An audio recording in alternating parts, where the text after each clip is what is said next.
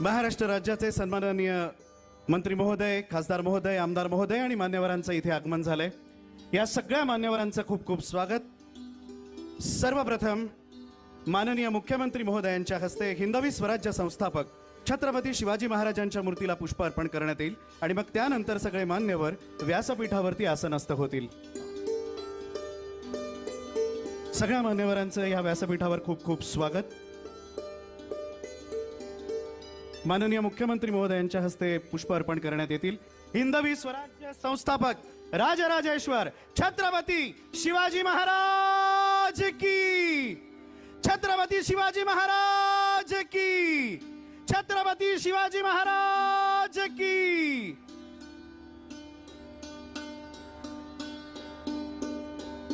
यानंतर सन्माननीय मुख्यमंत्री महोदयांना, त्याचप्रमाणे माननीय मंत्री महोदयांना आसनस्थ होण्याची विनंती करतो। उपस्थित सगळे मान्यवर यांना विनंती करतो आपण कृपया आसनस्थ व्हावं।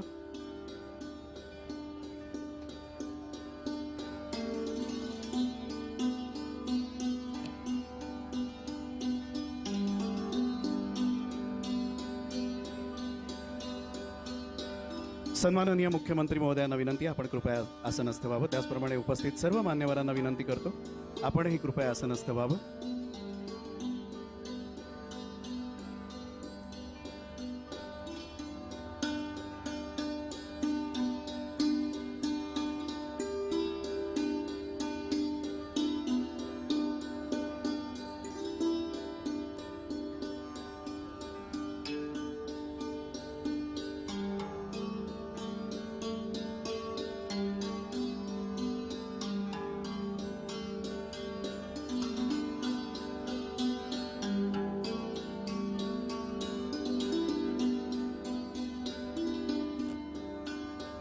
मान्यवरांची परवानगी असेल तर पुढच्या सोहळ्याला सुरुवात करतो। नमस्कार, सुस्वागतम। माननीय लोकनेते रामशेठ ठाकूर साहेब यांचा अमृत महोत्सवी अभिष्ट चिंतन सोहळा तथा रामशेठ ठाकूर पब्लिक स्कूल इमारतीच्या उद्घाटन सोहळ्यात उपस्थित मान्यवरांचं आणि लोकनेत्यांवर मनोमन प्रेम करणाऱ्या आपल्यासारख्या अनेकांचं तथा आजच्या या सोहळ्याला आवर्जून उपस्थित असलेल्या पत्रकार बांधवांचं मी कुणाल रेगे सुसंवादक मनपूर्वक स्वागत करतो।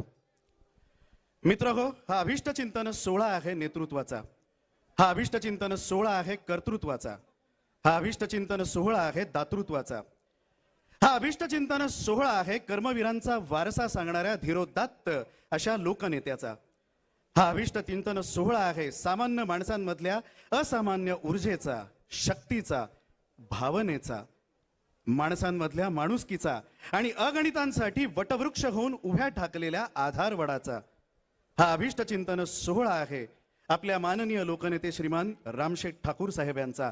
एकदा जोरदार टाळ्या आपल्या लाडक्या लोकनेत्यासाठी। या सोहळ्याची सुरुवात आपण महाराष्ट्र राज्यगीताने करणार आहोत, तेव्हा राज्यगीताच्या उचित सन्मानार्थ आपण सगळ्यांनी उभं राहायचंय।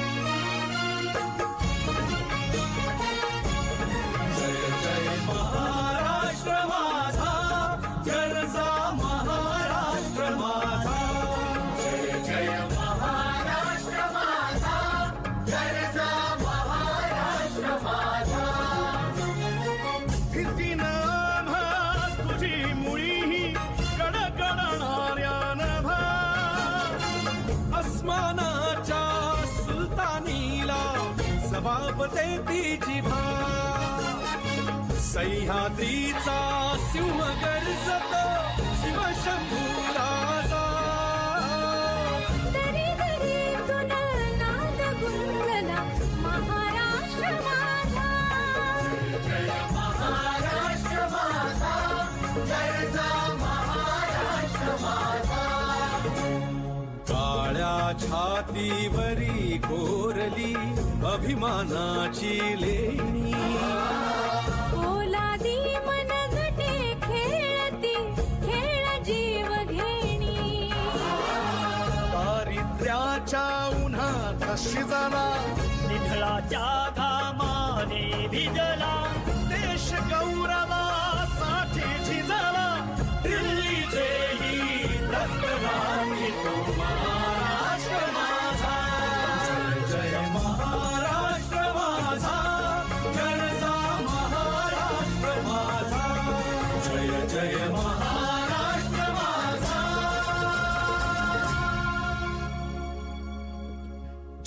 छत्रपती शिवाजी महाराज की. मान्यवरांना आसनस्थ होण्याची विनंती करतो. यानंतर आता वेळ आहे ती मान्यवरांच्या स्वागताची. सर्वप्रथम महाराष्ट्र राज्याचे सन्माननीय मुख्यमंत्री माननीय नामदार श्री देवेंद्रजी फडणवीस साहेब यांचं स्वागत आपण करणार आहोत. ते स्वागत करण्याची विनंती माननीय आमदार तथा कार्यकारी मंडळ सदस्य जनार्दन भगत शिक्षण प्रसारक संस्था श्री प्रशांत ठाकूर साहेब यांना करतो. त्यांना विनंती आहे त्यांनी माननीय मुख्यमंत्री महोदयांचं स्वागत करावं. शाल, पुष्पगुच्छ आणि त्याचबरोबर छत्रपती शिवरायांचा अश्वारूढ असा पुतळा आपण त्यांना प्रदान करण्यात येईल. एकदा जोरदार टाळ्या माननीय मुख्यमंत्री महोदयांसाठी.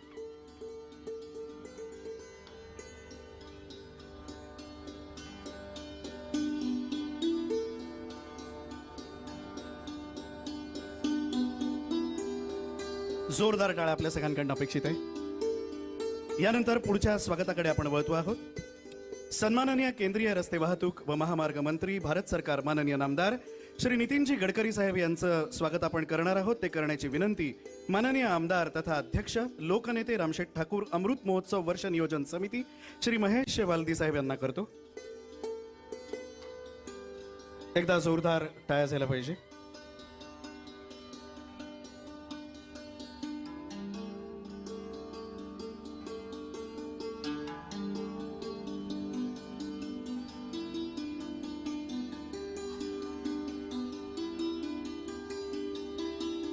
जोरदार टाळ्या आपल्या सगळ्यांकडून अपेक्षित आहेत. यानंतर पुढच्या स्वागताकडे आपण वळूया. माननीय वनमंत्री महाराष्ट्र राज्य तथा पालघर जिल्ह्याचे माननीय पालकमंत्री नामदार श्री गणेशजी नाईक साहेब इथे उपस्थित आहेत. त्यांचं स्वागत करण्याची विनंती पनवेलचे माननीय महापौर श्री नितीन पाटील साहेब यांना करतो.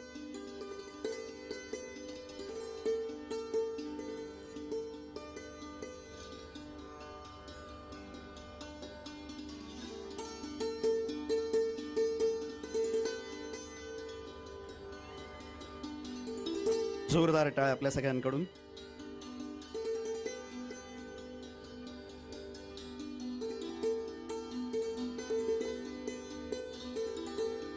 यानंतर पुढच्या स्वागताकडे आपण वळूया.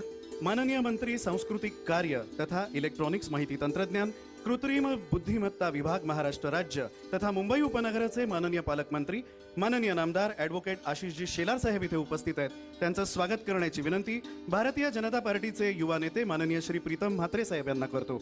एकदा जोरदार टाळ्या माननीय शेलार साहेबांसाठी झाल्या पाहिजे.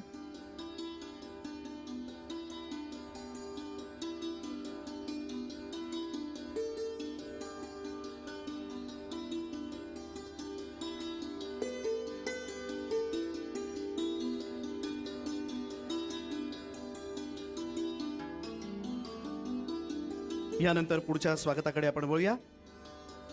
माननीय मंत्री महिला व बालविकास विभाग महाराष्ट्र राज्य माननीय नामदार अदितीताई तटकरे इथे उपस्थित आहेत. त्यांचं स्वागत करण्याची विनंती माननीय पनवेल पंचायत समिती सभापती सौ रंजनाताई वास्कर यांना करतो. एकदा जोरदार टाळ्या अदितीताईंसाठी झाल्या पाहिजे.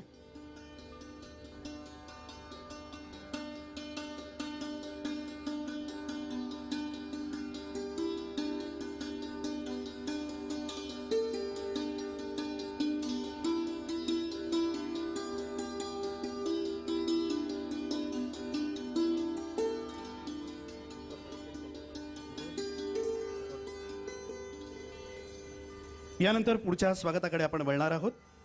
माननीय मंत्री रोजगार हमी फलोत्पादन व खार जमीन विकास महाराष्ट्र राज्य माननीय नामदार श्री भरतशेठ गोगावले साहेब यांचं स्वागत करण्याची विनंती माननीय परेशशेठ ठाकूर साहेब यांना करतो.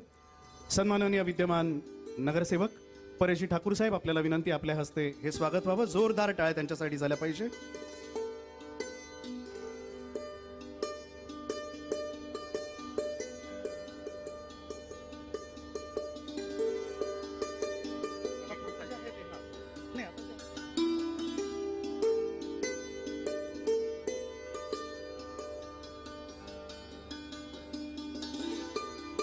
यानंतर पुढच्या स्वागताकडे आपण वळतो आहोत.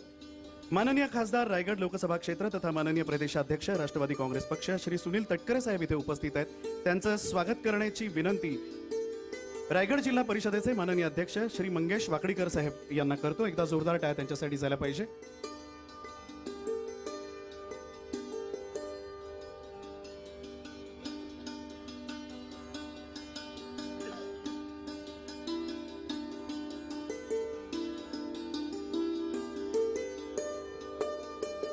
यानंतर पुढच्या स्वागताकडे आपण वळूया. माननीय खासदार मावळ लोकसभा क्षेत्र श्री श्रीरंग आप्पा बारणे साहेब यांचं स्वागत करण्याची विनंती माननीय जिल्हाध्यक्ष उत्तर रायगड जिल्हा भारतीय जनता पार्टी श्री अविनाश कोळी साहेब यांना करतो.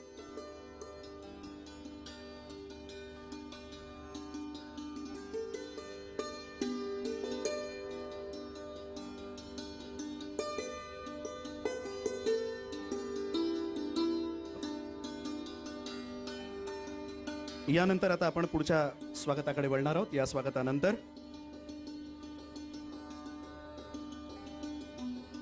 माननीय आमदार व सदस्य व्यवस्थापन परिषद रयत शिक्षण संस्था सातारा श्री दिलीप वळसे पाटील साहेब इथे उपस्थित आहेत. त्यांचं स्वागत करण्याची विनंती जनार्दन भगत शिक्षण प्रसारक संस्थेचे माननीय अध्यक्ष श्री अरुण शेठ भगत साहेब यांना करतो.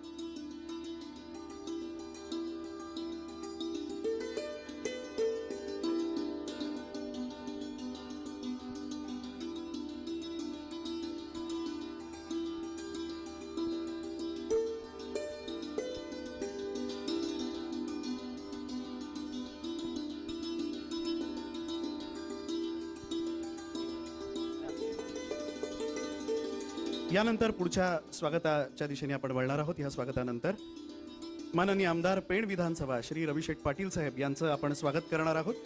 ते करण्याची विनंती माननीय उपसभापती पनवेल पंचायत समिती श्री भूपेंद्र पाटील साहेब यांना मी करणार आहे. माननीय आमदार पेण विधानसभा श्री रविशेठ पाटील साहेब यांचं स्वागत आपण करावं ही विनंती.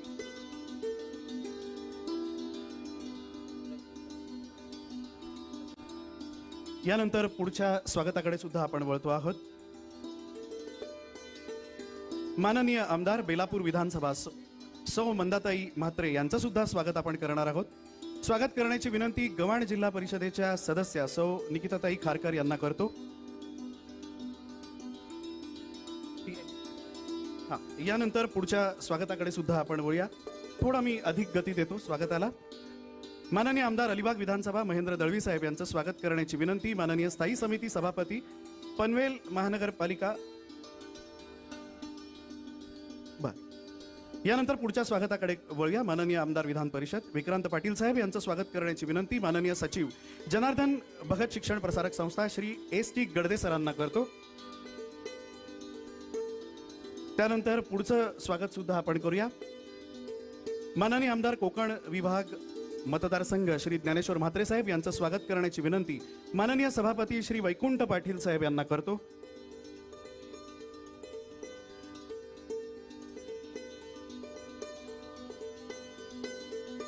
यानंतर पुढच्या स्वागताकडे सुद्धा वळतो. यानंतर माननीय माजी खासदार श्री धैर्यशील पाटील साहेब यांचं स्वागत करण्याची विनंती माननीय सभापती महिला व बालकल्याण पनवेल महानगरपालिका सौ ममताताई म्हात्रे यांना करतो.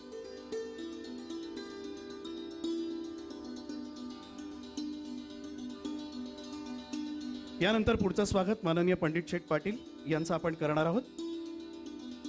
माननीय बबन मुकादम साहेब यांना विनंती करतो त्यांच्या हस्ते हे स्वागत आपण करूया.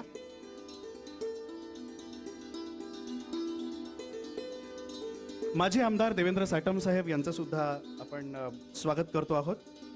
माननीय कृष्णा पारंगे साहेब यांच्या हस्ते आपण हे स्वागत करतो आहोत.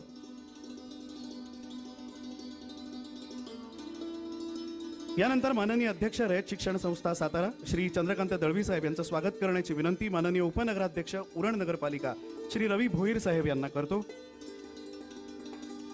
आणि त्यानंतर माननीय श्री अतुल पाटील साहेब यांचं स्वागत करण्याची विनंती माननीय वाय.टी. देशमुख साहेब यांना करतो.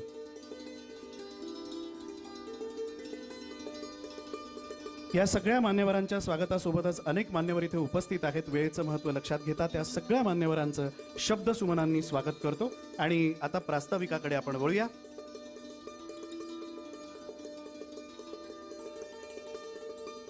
प्रास्ताविक करण्याची विनंती माननीय आमदार तथा अध्यक्ष रामशेठ ठाकूर अमृत महोत्सव वर्ष नियोजन समितीचे श्री महेश बालदी साहेब यांना विनंती करतो ते आपल्यासमोर प्रास्ताविक मांडतील.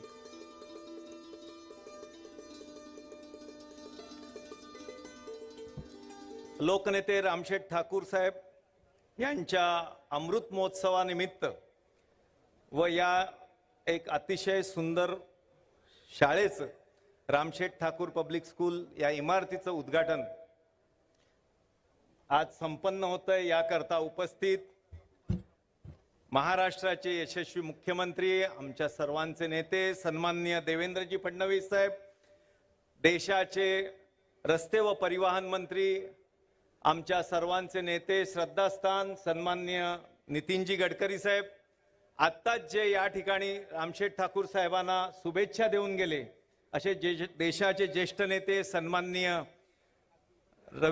शरद पवार साहेब, या ठिकाणी उपस्थित मंत्री सन्माननीय गणेशजी नाईक साहेब, आदितीताई तटकरे, भरत शेठ गोगावले, आमचे नेते सन्माननीय सुनीलजी तटकरे, खासदार अप्पा बारणे, दिलीप वळसे पाटील साहेब, आमचे ज्येष्ठ आमदार रविशेठ पाटील, मंदाताई म्हात्रे, महेंद्र दळवी, विक्रांत म्हात्रे, सर्वच व्यासपीठावरील धैर्यशील पाटीलजी, चंद्रकांत दळवीजी, जेम म्हात्रे साहेब आणि ज्यांचा आज अमृत महोत्सव आहे असे आपल्या सर्वांचे रायगड जिल्ह्याचे माजी खासदार लोकनेते रामशेठ ठाकूर साहेबांचा 75वा वाढदिवस आहे आणि व्यासपीठावर बसलेले आणि व्यासपीठासमोरील अनेक जण साहेब ज्यांनी रामशेठनी घडवलं असे माझ्यासारखे असंख्य कार्यकर्ते या ठिकाणी आहेत, असंख्य व्यासपीठावर आहेत की ज्यांना महापौर बनवलं पनवेलचं, रायगड जिल्ह्यात कधी नव्हे तर रायगड जिल्हा परिषदेचा अध्यक्ष बनवलं,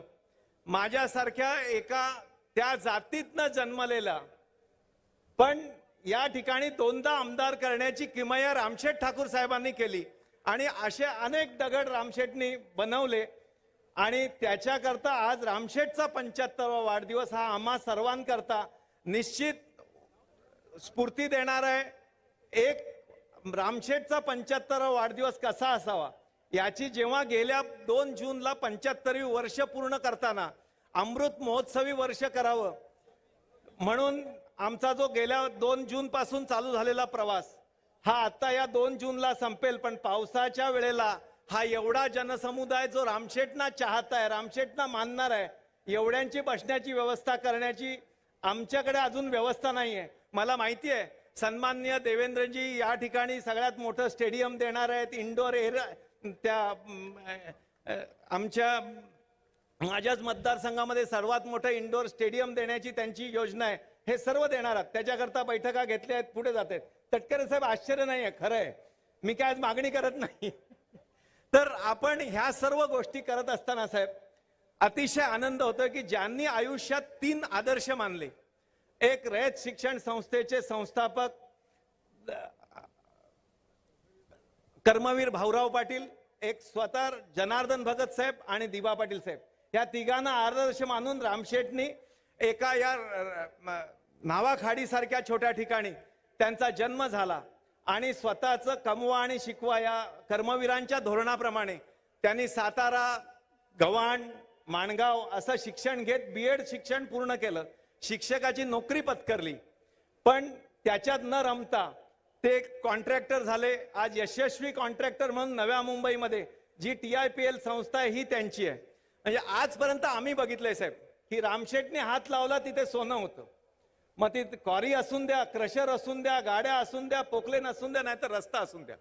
मला आजही आठवतंय या ठिकाणी साहेब नवी मुंबई आंतरराष्ट्रीय विमानतळाने आपल्या सर्वांचं आणि तुम्ही जे कायम सांगता की 1% GDP वाढला, त्या ठिकाणी साहेब माझ्या इथे उलव्याची लोक आहेत, उलवा गाव उठत नव्हतं, रामशेठनी त्यांना सांगितलं तुम्ही खाली करा गाव, तुमची सर्व जबाबदारी माझी आहे आणि एका शब्दावर गाव खाली करून देणारा हा आमचा नेता आहे आणि त्याचा आज 75वी आम्ही करतोय। निश्चित अभिमान आहे, गर्व आहे, आनंद आहे की अशा एका नेत्याचं आम्ही 75वी साजरी करतोय ज्यांनी आमच्या आयुष्यामध्ये अनेक पैलू घडवले।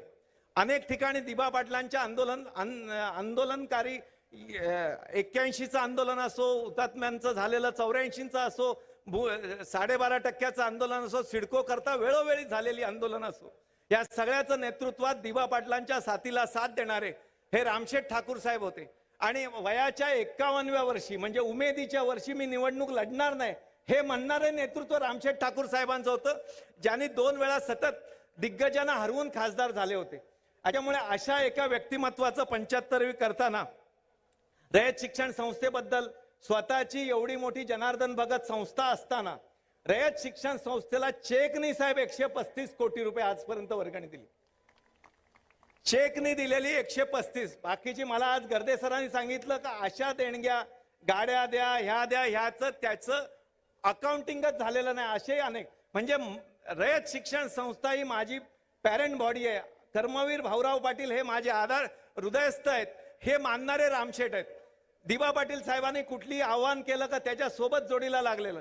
आणि साहेब जनार्दन भगत साहेबांच्या नावाने आज विधी विद्यालय, कॉलेज आहेत, अनेक नव्या मुंबईतल्या अग्रगण्य असलेली ही संस्था आहे. पण याच्यातून रयत शिक्षण संस्थेवर प्रेम करणारे हे रामशेठ ठाकूर आहेत. त्याच्यामुळे संघर्ष असो, सिडकोशी अनेक वेळा संघर्ष येतो साहेब. आजही आम्ही सिडको बद्दल खुश नाही, हे मी जबाबदारीने सांगतो. मला साहेब एक अनुभव छोटासा सांगायचा आहे की एक 8 वर्षापूर्वी संजय भाटियाजी इथे एमडी होते आणि तेव्हा आम्ही एका बैठकीकरता गेलेलो. एवढं जोराचं भांडण झालं रामशेठचं आणि संजय भाटियांचं, आणि त्या एअरपोर्टच्या प्रस्थापित गावांकरता होतं. मला पूर्ण खात्री होती, पण मी उगाच सांगितलं की शेठ आपण जरा जास्त भडकलो नाही का, तू नाही यांना असंच सरळ करायला पाहिजे. आणि ते मला आज पटतं साहेब, रामशेठची भाषा हीच खरी भाषा आहे आणि हे अनेक वेळेला तीच भाषा कामाला येते. आणि त्याच्यामुळे असा संघर्षाकरता लढणाऱ्या नेत्याबरोबर, नेत्याच्या मागे आम्ही आहोत. आणि अशी 75वी आज आम्ही साजरी करतोय, त्याचा निश्चित आनंद आहे. आणि त्या आनंदाची अनुभूती आपल्यासारखे लोक, मुख्यमंत्री आले, केंद्रीय मंत्री नितीनजी आले, आम्ही ज्यांना ज्यांना रामशेठचं 75 वाढदिवस आहे सांगितलं, प्रत्येकाने आज शरद पवारांपासून सर्व असतील, सगळ्यांनी आनंदाने इथे येऊन त्यांच्या अभिष्ट चिंतनाकरता यावं. तटकरे साहेब आणि बारणे साहेब हे पार्लमेंटरी कमिटीच्या मिटिंगला होते कुठेतरी आज, पण आम्ही विनंती केली, प्रशांत शेट्टी केली, ते म्हणाले रामशेठ करता नक्की यायला पाहिजे. आणि आजही ते आले. निश्चित आनंद आहे साहेब.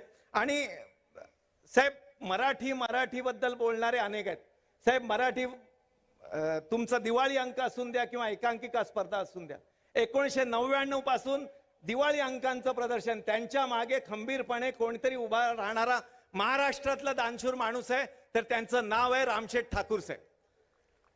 नाहीतर पनवेलमध्ये राहून मुंबईतल्या या सर्व महाराष्ट्रातल्या दिवाळी अंकांना पहिलं बक्षीस देणार. दरवर्षी त्यांच्या मागे आर्थिक स्वरूपाने भिंतीसारखं चट्टान की तरह खडे रहने वाले रामशेठ ठाकूर आहेत. निश्चित आम्हाला अभिमान आणि गर्व आहे साहेब. एक राईट साईडला या इकडे रामबाग नावाची एक खाडीतली जागा आहे साहेब. मी जबाबदारीने सांगतो, मी हे गडकरी साहेबांशी अनेक वेळा शेअर केलंय, तुम्हालाही सांगितलंय. या ठिकाणी व्यासपीठासमोर आणि महाराष्ट्रात अनेक राजकारणी होऊन गेले असतील, पण कोणी स्वतःच्या खर्चाने ही जी बघितली आहे बाग, एवढी खर्चाने केलेली बगीचा महाराष्ट्रात कोणी दाखवला तर साहेब आपण सांगाल ती पैस हरायला तयार आहोत. स्वखर्चाने, म्हणजे त्याच्यावर 1 रुपयाचा निधी नाही, 1 रुपयाचं कोणाचं घेणं देणं नाही. मी ज्या गावात वाढलो, ज्या गावात राहिलो, त्या मातीशी माझं काहीतरी देणं लागतं, हे मानणारे रामशेठ ठाकूर साहेब आहेत. त्याच्यामुळे आम्हाला त्याचा गर्व आहे साहेब. एवढंच सांगू की आज आपण सर्वजण आलात, हे व्यासपीठ आनंदी झालं. आमच्या रामशेठचं गौरव होणं, 75वी होणं, मनात इच्छा हीच आहे की रामशेठची 100वी आम्ही याच्याहून जोरात करू. याच्याकरता आपण शुभेच्छा देण्याकरता आलात, सर्वजण आलात, त्याकरता या महोत्सव समितीचा अध्यक्ष म्हणून मी आपलं मनपूर्वक आभार मानतो. धन्यवाद. जय हिंद, जय महाराष्ट्र. धन्यवाद साहेब, खूप खूप आभार. यानंतर मान्यवरांसमक्ष आपण लोकनेते रामशेठ ठाकूर साहेब यांच्या अथक अशा कार्यप्रवासाची रामपर्व ही ध्वनिचित्रफीत पाहूया.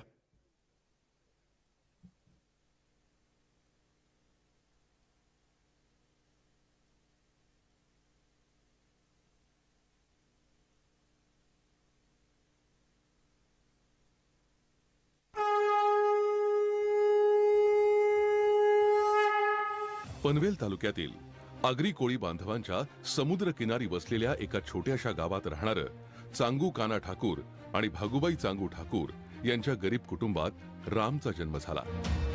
रामनं शाळेत जेव्हा पहिलं पाऊल टाकलं त्यावेळी गुरुजींनी त्याची जन्मतारीख 2 जून 1951 अशी रजिस्टरवर नोंदवली आणि पुढे हीच जन्मतारीख रूढ झाली. नावाखाडी, माणगाव, पुन्हा गव्हाण असं प्राथमिक शिक्षण करत रयत शिक्षण संस्थेच्या गव्हाण हायस्कूलमध्ये रामनं मॅट्रिक पर्यंत शिक्षण घेऊन पुढे सातारा येथील छत्रपती शिवाजी महाविद्यालयात उच्च शिक्षणासाठी प्रवेश घेतला.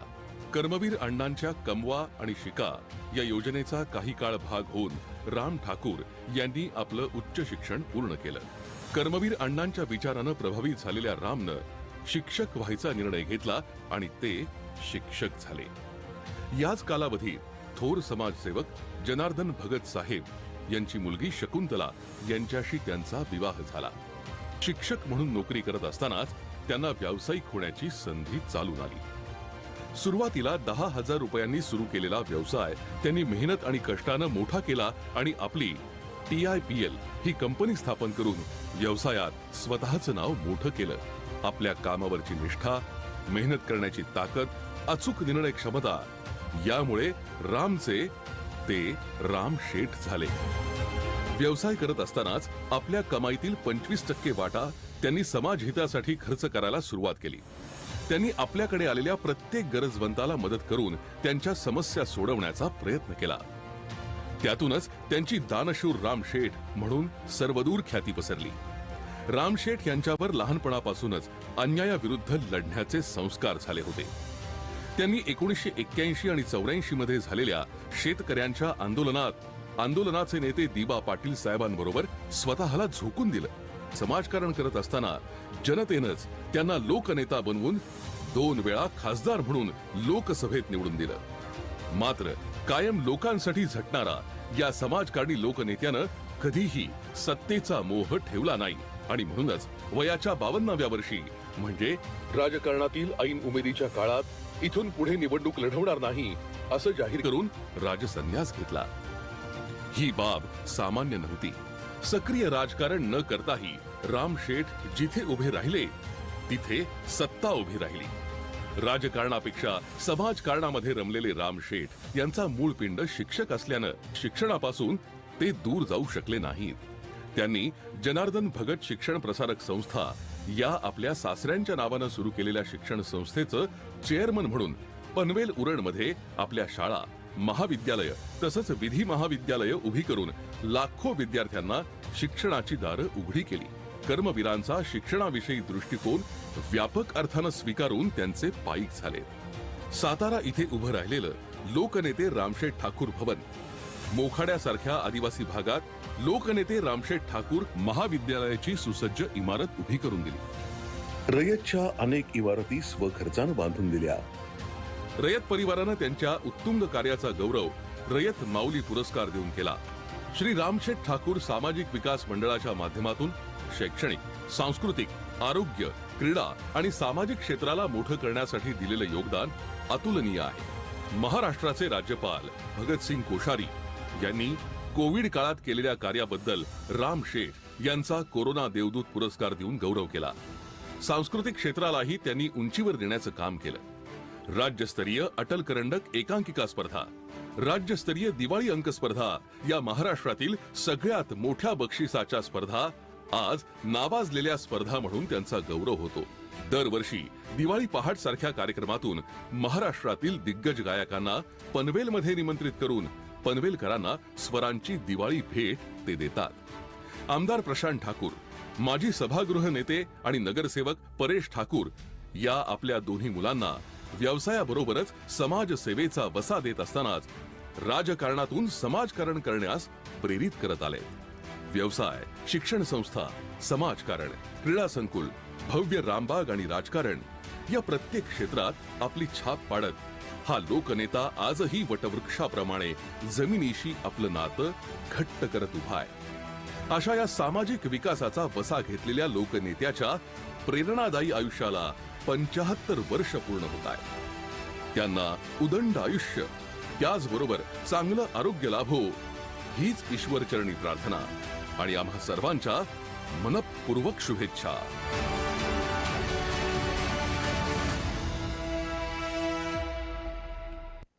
यानंतर आता वेळ आहे ती लोकनेते रामशेठ ठाकूर साहेब यांच्या अमृत महोत्सवी अभिष्ट चिंतन सोहळ्याची. मान्यवरांच्या उपस्थितीत हा सोहळा पार पडेल. सर्वप्रथम माननीय मुख्यमंत्री महोदयांच्या हस्ते शाल, पुष्पगुच्छ, चाफ्यांच्या फुलांची परडी आणि सन्मानचिन्ह देऊन लोकनेते रामशेठ ठाकूर साहेब यांचा सापत्निक सत्कार केला जाईल आणि तत्पश्चात मान्यवरांच्या उपस्थितीत रामपर्व या ग्रंथाचं अनावरण सुद्धा होईल. भूमीला राम भेटला. मान्यवरांना समूह छायाचित्रासाठी पुढे येण्याची विनंती करतो. रायगडाच्या जोरदार टाळ्या झाल्या पाहिजे.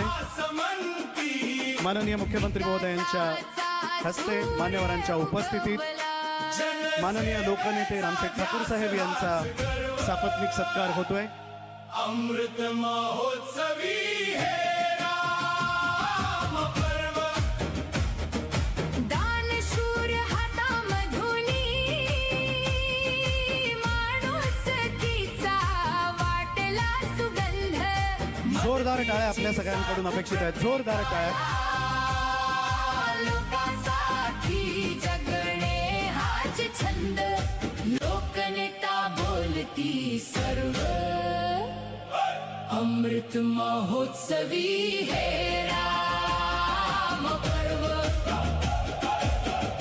शाल, पुष्पगुच्छ, चाफ्याच्या फुलांची परडी आणि सन्मान चिन्ह देऊन हा अभिष्टचिंतन सोहळा इथे पूर्ण होतो. त्याचप्रमाणे मान्यवरांना विनंती आहे, राम पर्व या ग्रंथाचं आता प्रकाशन होईल सन्माननीय मुख्यमंत्री महोदयांच्या हस्ते मान्यवरांच्या उपस्थितीमध्ये.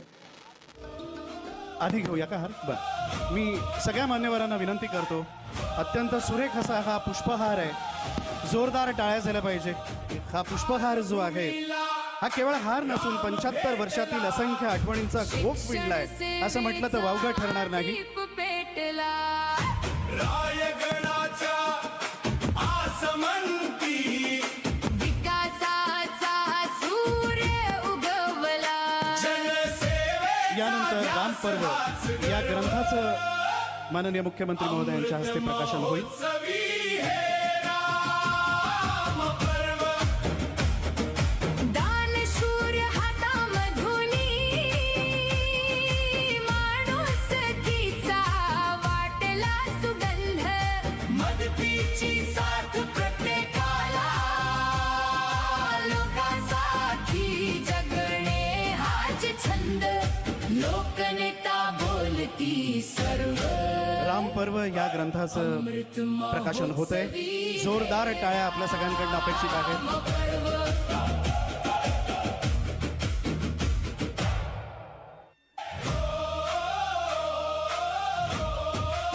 आपल्या लाडक्या लोकनेत्याची संपूर्ण कारकीर्द ही शब्दबद्ध होऊन आता आपल्या समोर येते. भूमीला राम भेटला. धन्यवाद. मान्यवरांना आसनस्थ होण्याची विनंती करतो.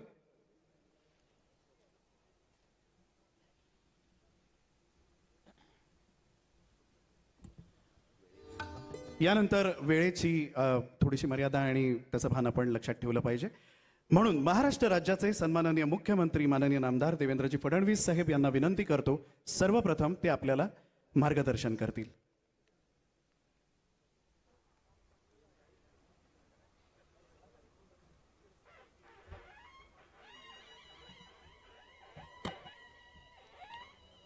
हिंदवी स्वराज्याचे सरसंस्थापक छत्रपती शिवरायांना मानाचा मुजरा करतो. भारतीय राज्यघटनेचे शिल्पकार भारतरत्न डॉक्टर बाबासाहेब आंबेडकर यांना मानवंदना अर्पित करतो. आजच्या कार्यक्रमाचे सत्कार मूर्ती लोकनेते, आपल्या सर्वांचे मार्गदर्शक रामशेठ ठाकूरजी, त्याचप्रमाणे सौ वहिनीसाहेब, या कार्यक्रमाकरता आवर्जून उपस्थित असलेले केंद्रीय मंत्री माननीय नितीनजी गडकरी, माननीय श्री गणेश नाईक साहेब, भरत शेठ गोगावले, सुनीलजी तटकरे, आशिषजी शेलार, अदितीताई तटकरे, श्रीरंगप्पा बारणे, आपले भाजपचे अध्यक्ष रवींद्र चव्हाणजी, विक्रांत पाटील, श्री दिलीप वळसे पाटील, श्री रविशेठ पाटील, श्रीमती मंदाताई म्हात्रे, श्री महेंद्र दळवी, श्री प्रशांत शेठ ठाकूर, श्री महेश बालडी, श्री ज्ञानेश्वर म्हात्रे, श्री धैर्यशील पाटील, श्री देवेंद्र साटम, श्री चंद्रकांत दळवी, श्री जे एम म्हात्रे, श्री किसन जावळे, श्री विजय सिंगल, या ठिकाणी माननीय रामशेठ ठाकूर यांच्यावर प्रेम करणारे सर्व भगिनी आणि बंधूंनो, सर्वप्रथम मी आपल्या सर्वांच्या वतीने रामशेठ ठाकूर यांचं अभिष्टचिंतन करतो आणि आई भवानीला प्रार्थना करतो की त्यांचं समाजकार्य असंच अविरत सातत्याने चालत राहो आणि त्याकरता आई भवानी त्यांना उदंड आयुष्य देवो, उत्तम आरोग्य देवो, अशा प्रकारची आईच्या चरणी प्रार्थना करतो. आजचा सत्कार हा केवळ एका व्यक्तीचा सत्कार नाहीये. हा सत्कार एका सामान्य माणसाने असामान्य कसं व्हायचं याचा जो मंत्र आपल्याला दिलेला आहे त्याचा सत्कार आपण सगळे लोक मिळून करतो आहोत. आत्ताच आपण बघितलं रामशेठ ठाकूरांचं जे आयुष्य आहे, छोट्याशा गावामध्ये जन्माला आल्यानंतर शिक्षण पूर्ण करण्याकरता त्यांनी केलेली मेहनत आणि विशेषतः कर्मवीर भाऊराव पाटलांनी जी रयत शिक्षण संस्था सुरू केली त्या संस्थेच्या माध्यमातून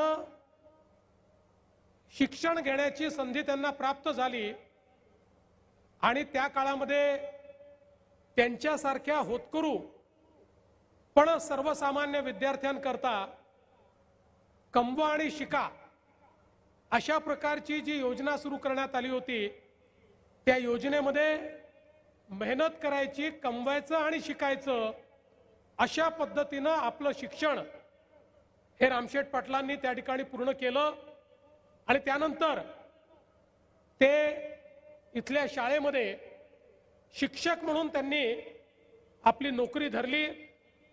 200 रुपये पगारावर पहिल्यांदा त्यांनी नोकरी सुरू केली आणि आपण आज पाहतोय की स्वतःला शिक्षणाकरता ज्या काही अडचणी सहन कराव्या लागल्या, आज अनेक शाळा, शैक्षणिक संस्था, अनेक मुलांचं शिक्षण या सगळ्यामध्ये इतक्या मोठ्या प्रमाणात आपलं संपूर्ण जे आयुष्यात कमवलेलं आहे ते लावण्याचं काम त्यांनी केलं आणि अनेकांच्या जीवनामध्ये शिक्षणाचं जे काही पुण्यकर्म आहे ते करण्याचं काम रामशेठ ठाकूरांनी केलं. पण त्याच वेळी ज्या रयत शिक्षण संस्थेने त्या ठिकाणी त्यांना संधी दिली, ज्या कर्मवीर भाऊराव पाटलांच्या योजनेतनं त्यांना शिकायला मिळालं, मला असं वाटतं की जशी एकलव्याने आपली गुरुदक्षिणा दिली होती तशी गुरुदक्षिणा देणारे आमचे रामशेठ ठाकूर आहेत. त्या रयत शिक्षण संस्थेच्या जवळपास अनेक प्रमुख इमारती, शाळा असतील, कॉलेजेस असतील, याला सढळ हाताने त्यांनी मदत केली. आत्ताच महेशजींनी सांगितलं 135 कोटी रुपये आणि दरवर्षी एकही वर्ष असं जात नाही की ज्या वर्षी रामशेठ ठाकूर रयत शिक्षण संस्थेला त्या ठिकाणी आपली मदत देत नाही. त्यामुळे एकलव्याप्रमाणे आपली गुरुदक्षिणा गुरुने न मागता देणारे अशा प्रकारचे रामशेठ ठाकूर हे आपल्याला खरोखर अतिशय प्रेरणा देणारे आहेत आणि त्यांचा प्रवास देखील थक्क करणारा आहे. मी ज्यावेळी हे पुस्तक वाचत होतो त्यावेळी मला त्याच्यात बघायला मिळालं की साधी नोकरी करत असताना त्यांना पहिली संधी आली. या सिडकोचं आणि काही भरण टाकण्याचं काम, काही बंधारे बांधण्याचं काम चाललं होतं आणि त्यात ज्यांच्याकडे काम होतं ते लेले साहेब, त्यांना रामशेठ ठाकूर म्हणाले मी हे काम करू शकतो. त्यांना विश्वास नव्हता पण तरी देखील रामशेठ ठाकूरांना 10,000 रुपयाचं काम मिळालं. घरचे दागिने गहाण टाकले, पेढीवरनं 5,000 रुपये उचलले आणि पहिल्यांदा ते काम केलं आणि पहिल्या कामामध्ये त्या ठिकाणी 2,500 रुपये नफा कमवला. ज्यावेळी 450 रुपये पगार होता त्यावेळी 2,500चा नफा कमवून रामशेठ ठाकूरांच्या लक्षात आलं की नोकरी तर करायचीच आहे पण मोठं व्हायचं असेल तर हे कामही करावं लागेल. आणि मग 50,000चं काम, त्यानंतर 1 लाखाचं काम, असं करता करता ते आपलं काम वाढवत गेले. आणि मग ज्यावेळी सिडकोनं त्या काळात 1 कोटी रुपयाचं काम काढलं आणि आपल्याला कल्पना आहे अनेक वेळा इथे तर त्यांच्या संघर्षात स्थानिकांकरता संघर्ष आलाय, पण त्यावेळी फक्त मोठे कंत्राटदार हे 1 कोटीचं काम करू शकणार होते. मग रामशेठ यांनी सिडकोच्या विरुद्ध एक मोठं आंदोलन उभारलं आणि सांगितलं याचे पाठ करा, हे काही एक काम नाही आहे, याचे पाठ करू शकता. आणि इथल्या सगळ्या भूमिपुत्रांना एकत्रित करून सगळ्यांना थोडं थोडं काम देऊन ते काम त्या ठिकाणी पूर्ण केलं आणि त्यातनं कशा पद्धतीनं काम करता येतं हे दाखवलं. एवढंच नाही तर सिडको आला तेव्हा सिडकोला विरोध खूप होता, कोणी ऑफिस द्यायला तयार नव्हतं. रामशेठ ठाकूरांनी सांगितलं माझ्याकडे ऑफिस सुरू करा. त्यांच्याकडे ऑफिस सुरू झालं, त्याच्यावर मोठा मोर्चा त्या काळामध्ये गेला. तो मोर्चा गेल्यानंतर त्या ठिकाणी रामशेठ ठाकूरांनी सांगितलं मोर्चा याकरता आला, तुम्ही सिडको काढला पण आमच्या स्थानिकांना नोकऱ्या दिल्या नाही.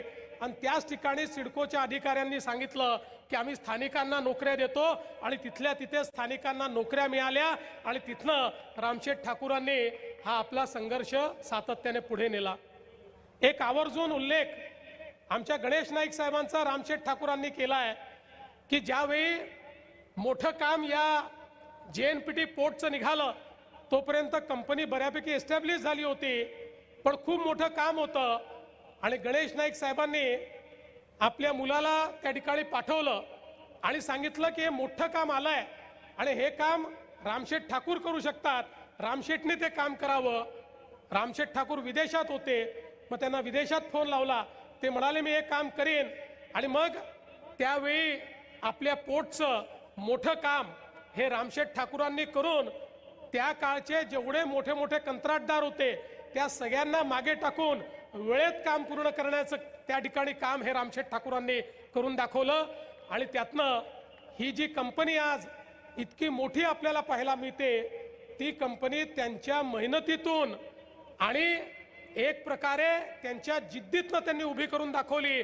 आणि भूमिपुत्र देखील काम करू शकतात, तेही उत्तम काम करू शकतात हे दाखवण्याचं काम खऱ्या अर्थानं रामशेठ ठाकूर यांनी केलं. आणि एवढंच नाही तर एकीकडे स्वतःचा व्यवसाय तर सुरू होताच, पण त्यासोबत स्वर्गीय दिबा पाटलांसोबत वेगवेगळ्या आंदोलनामध्ये ज्या प्रकारे रामशेठ ठाकूर त्या ठिकाणी भूमिका निभावत होते, एक एक प्रश्न भूमिपुत्रांचा आपल्याला माहिती आहे 80च्या दशकामध्ये फार काही कायदे नव्हते.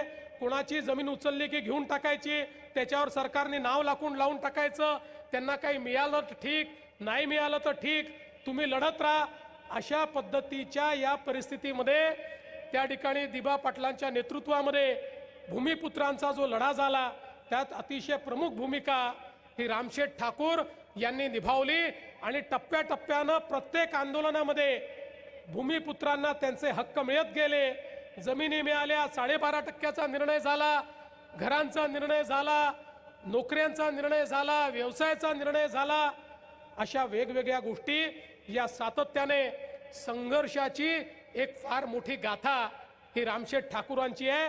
आणि म्हणूनच भूमिपुत्रांनी त्यांना थेट लोकसभेमध्येच पाठवून दिलं. हा असा नेता होता की डायरेक्ट लोकसभेपर्यंत पोहोचला आणि दोन्ही लोकसभेच्या निवडणुकीमध्ये दिग्गजांना त्या ठिकाणी पराभूत करण्याचं काम हे रामशेठ ठाकूर यांनी केलं. आणि त्यानंतर हे देखील राजकारणामध्ये खूप कमी पाहायला मिळतं, पण रामशेठ ठाकूर असा व्यक्ती होता ज्यांनी 51व्या 52व्या वर्षी घोषित करून टाकलं की आता मला राजकारणात राहायचं नाही, मी राजकारणात राहायचं नाही म्हणजे मी निवडणूक लढणार नाही. खरं म्हणजे अनेक निवडणुका ते जिंकू शकले असते, पण त्यांनी निर्धार केला, निर्णय केला आणि निर्णय केल्यानंतर मागे वळून बघितलं नाही आणि सातत्याने समाजकार्य ते करत राहिले. आज हा रायगड जिल्ह्यातला जो नवा मुंबईचा सगळा भाग आहे, या भागाच्या विकासामध्ये त्यांचं जे योगदान आहे हे निश्चितपणे आता तर पुढच्या काळामध्ये आपलं सरकार मुंबईपेक्षा सुंदर मुंबई ही या रायगड जिल्ह्यामध्ये आणि नवी मुंबईमध्ये करणार आहे. खरी पुढची मुंबई इथेच होणार आहे. मुंबईचं आणि महाराष्ट्राचं नव्हे तर देशाचं ग्रोथ इंजिन हे असणार आहे. आता देशामध्ये सर्वात जास्त डेटा सेंटर असतील, सर्वात जास्त टेक्नॉलॉजी असेल, सर्वात जास्त जॉब्स असतील, सगळ्या गोष्टी याच ठिकाणी तयार होणार आहेत. पण जेव्हा जेव्हा या क्षेत्राचा इतिहास लिहिला जाईल त्या इतिहासामध्ये ठळकपणे जी नावं लिहिली जातील त्यातलं एक नाव हे रामशेठ ठाकूरांचं असेल, हे मात्र या ठिकाणी मी सांगू इच्छितो. आणि नवी मुंबई एअरपोर्टच्या संदर्भात महेशजींनी उल्लेख केला, ही गोष्ट खरी आहे. जर रामशेठ ठाकूरांची मदत मिळाली नसती तर हे नवी मुंबईचं एअरपोर्ट आम्हाला करता आलं नसतं. मी ज्यावेळी याचं काम हातामध्ये घेतलं, आपल्याला माहिती आहे 20-25 वर्ष भिजत घोंगडं होतं, हातात घेतलं, वेद पूर्ण करायचं. आणि त्यावेळी आमच्या मदतीला रामशेठ ठाकूर धावून आले. त्यांनी संघर्षाने नाही तर सामंजस्याने समोरासमोर बसून भूमिपुत्रांचेही प्रश्न सोडवून घेतले आणि आम्हाला जमीन देखील त्या ठिकाणी मिळवून दिली. आणि म्हणून आज हे जे नवी मुंबईचं एअरपोर्ट आहे, जे एअरपोर्ट 2030 साली भारतातलं सगळ्यात मोठं एअरपोर्ट असेल आणि त्याच्या पुढे जगातल्या पहिल्या 10 एअरपोर्टमध्ये जे येणार आहे अशा प्रकारचं एअरपोर्ट आपण पूर्ण करू शकलो, त्यांच्यासारखा नेतृत्व गुण असलेला व्यक्ती या ठिकाणी होता म्हणून. आणि मला आज उल्लेख या ठिकाणी केला पाहिजे की रामशेठ ठाकूरांचं हे जे सगळं समाजकार्य आहे, अनेकांना शिक्षणाकरता मदत असेल, अनेक लोकांना वेगवेगळ्या पद्धतीनं व्यवसायात मदत असेल, जसं मगाशी सांगितलं आगरी कोळी महोत्सव असो, मराठी दिवाळी अंकाचा विशेषांक असो, त्याचा महोत्सव असो, सगळ्या गोष्टीच्या पाठीशी खंबीरपणे ते उभे राहतात. आणि आज याही गोष्टीचा मला आनंद आहे की त्यांचा वारसा अतिशय मजबूतीनं, अतिशय चांगल्या पद्धतीनं, अतिशय खंबीरपणे आमचे आमदार प्रशांत शेठ या ठिकाणी चालवून राहिलेले आहेत. अतिशय शांत, धीर, गंभीर, कामास काम ठेवणारे पण सर्वसामान्यांकरता झटणारे, ज्यांनी खऱ्या अर्थानं या पनवेलकरांचा टोलचा प्रश्न सोडवून त्या ठिकाणी एक नेता कसं सरकारला वाकवू शकतो हे आपल्याला मागच्या काळामध्ये दाखवलं. मला असं वाटतं की निश्चितपणे रामशेठ ठाकूरांचा जरी त्यांनी राजकारणातनं त्या ठिकाणी निवडणुकीतनं संन्यास घेतला असला तरी राजकारणामध्ये तुमचा वारसा अतिशय समर्थपणे तुमची मुलं चालवतायत, ही देखील अतिशय आनंदाची गोष्ट आहे. आणि म्हणून खरं तर आज या ठिकाणी मी बोलायला गेलो तर मी खूप वेळ बोलू शकीन, कारण हे जे पुस्तक मी वाचलं त्यात इतक्या सुंदर अनेक गोष्टी आहेत, इतक्या प्रेरणादायी गोष्टी आहेत. रामशेठ ठाकूरांबद्दल इतक्या गोष्टी त्यांच्याबद्दल मी आज सांगू शकतो, पण अनेक वक्त्यांची भाषणं व्हायची आहेत. माननीय गडकरी साहेबांची मी परवानगी घेतली, मला एका कार्यक्रमाला पोचायचं आणि तिथे वेळेवर पोचणं गरजेचं असल्यामुळे खरं तर पूर्ण वेळ या कार्यक्रमाला उपस्थित राहायचं होतं, परंतु मला या कार्यक्रमातनं जावं लागणार आहे म्हणून मी पहिले बोलण्याची संधी या ठिकाणी घेतली. पण मी आजच्या खरं म्हणजे या प्रसंगी रामशेठ ठाकूर, सौ शकुंतलाताई ठाकूर या दंपतीचं अतिशय मनापासनं त्या ठिकाणी अभिनंदन करतो, अभिष्टचिंतन करतो. आणि जसं आमच्या महेश बालदींनी सांगितलं की रामशेठ ठाकूरांचा 100वा वाढदिवस साजरा करण्याकरता आपण सगळे याच मैदानावर उपस्थित राहू, हा विश्वास आणि ईश्वराकडे प्रार्थना करून मी माझं बोलणं संपवतो. धन्यवाद. जय हिंद, जय महाराष्ट्र. धन्यवाद माननीय मुख्यमंत्री महोदय. खरं तर पूर्वनियोजित कार्यक्रमानिमित्त माननीय मुख्यमंत्री महोदयांना पुढील प्रवासाकरिता निघावं लागतंय, पण सोहळा जो आहे तो असाच पुढे आपण चालू ठेवणार आहोत. आपल्याला विनंती आहे कोणीही जागेवर न उठायचं नाही.